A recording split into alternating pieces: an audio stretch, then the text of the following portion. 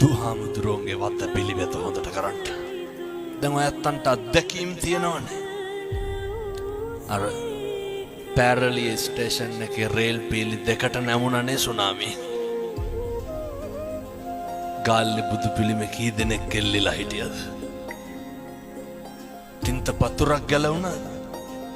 අපේ බුදුහාමුදුරුවෝ. අරනායක සාමසර කන්ද නායකයා මතකත් ඇති 2016 මාවනැල්ලේ. පවුල් 350ක් විතර එක පස් කන්දට යට වුණා. අර ගමේ මිනිස්සු වැඳපු බුදපු ඒ බුදු පිළිම හෙල්ලුණාද? නැහැ. අපේ බුදුහාමුදුරුවෝ. එනිසා මතක තියාගන්න. ඒ බුද්ධවත හරියට කරන්න.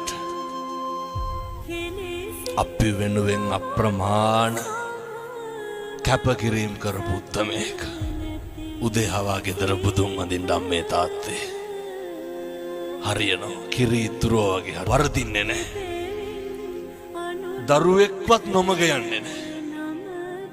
මම්මගේ හදවතින් ප්‍රාර්ථනා කරනවා මේ අම්මලාට තාත්තලාට මේ කියපු විදිහට ජීවත් වෙන්න අවශ්‍ය ශක්තිය ලැබේවා. සාදු සාදු සාදු.